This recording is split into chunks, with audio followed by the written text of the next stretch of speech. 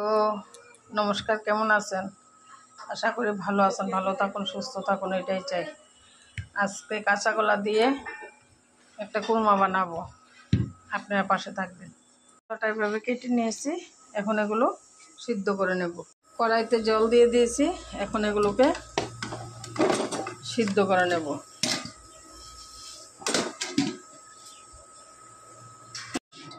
কাঁচা কলাগুলো সিদ্ধ করে নিয়েছি,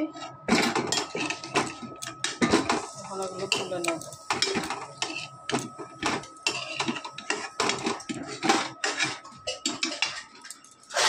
কলাগুলো ছুলে নিয়েছি এইভাবে। এই খোসাগুলো রয়েছে এখানে, এই খোসাগুলো দিয়ে আরেকটা রেসিপি করা যাবে। খোসাগুলো কখনো ফেলে দেবেন না, ওইগুলো দিয়ে একটা বাটা করা যায়। তাই এগুলো এখন ভালো করে এরকমভাবে কচলিয়ে ওগুলো নরম করে নেব। কলাগুলো চটকে চটকে মেখে নিয়েছি, এখন এর মধ্যে বেসন দেব।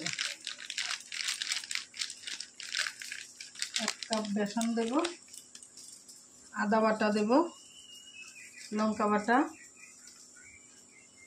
জিরা ধনিয়া বাটা, হলুদ গুঁড়া, একটু চিনি অ্যাড করব, তাহলে খেতে ভালো লাগবে। নিরামিষ সবজি তো, নুন দেব।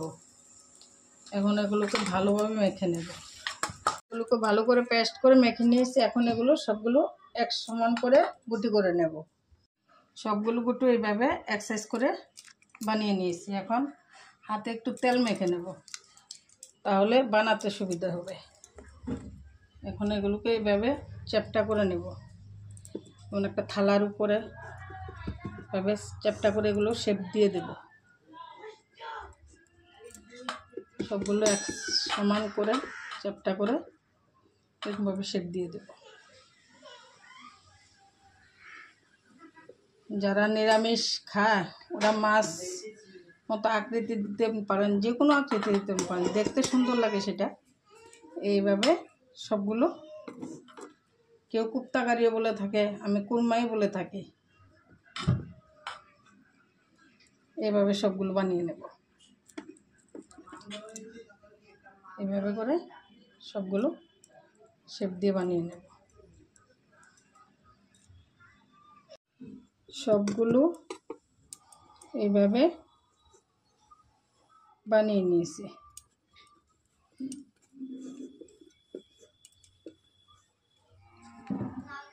দেখুন, এইভাবে বানাবেন সবগুলো।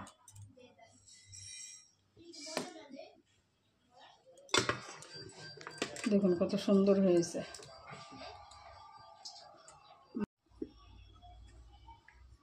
কেউ বলতে পারবে না এগুলো কি কলা, না খাওয়া পর্যন্ত, না মাছ। নিরামিষের দিনে আপনারা এইভাবে করতে পারেন। কড়াইতে তেল দিয়ে দিলাম, এখন এগুলোকে একটা একটা করে তেলে দিয়ে দেব।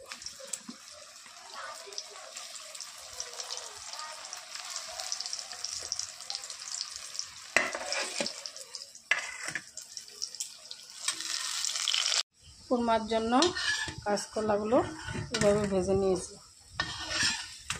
দেখুন কত সুন্দর হয়েছে, একটা ভেঙেও যায়নি, নষ্ট হয়ে যায়নি। এভাবে সবগুলোকে ভেজে নেব।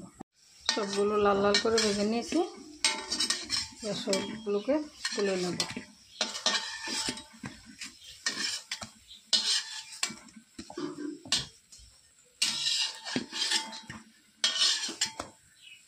এভাবে সবগুলো ভেজে নেব। কড়াইতে তেল দিয়ে দিলাম, দুটো লঙ্কা দিলাম, তেজপাতা দিলাম, ফোড়নে দেবো 5 ফোড়ন। ফোড়নটা লাল হয়ে গেছে, এখন এর মধ্যে জিরা ধনিয়া আদা লঙ্কা বাটা হলুদ বাটা সব একসঙ্গে দিয়ে দিলাম। এখন প্রয়োজন মতো জল দিয়ে দেব, মতো নুন দিয়ে দিলাম, চিনি অ্যাড করবো। চিনিটা দিলে খেতে ভালো লাগে, নিরামিষ সবজি তাই। উঠেছে, এখন এগুলোকে এক এক করে দিয়ে দেব।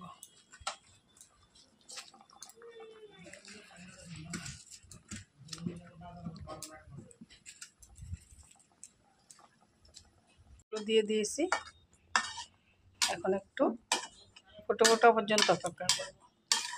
বেশি ফোটাবো না, বেশি সিদ্ধ করবো না, তাহলে ভেঙে যাওয়ার চান্স থাকবে। 1 চামচ ঘি দেব, ঘি দিলে খেতে ভালো লাগে। কুরমাটা হয়ে গেছে, এখন গরম মশলাটা দিয়ে নামিয়ে নেব।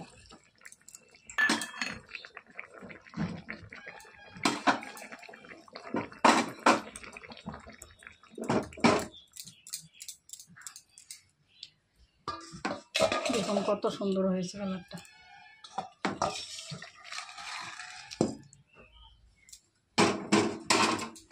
আপনারা অতিথির জন্য নতুন জামাই আসলে যেইভাবে হয় খুব আনন্দে খাবে, খুব টেস্টি হয়। বানাবেন, খাবেন, কমেন্ট করে বলবেন কেমন হয়েছে। ধন্যবাদ সবাইকে।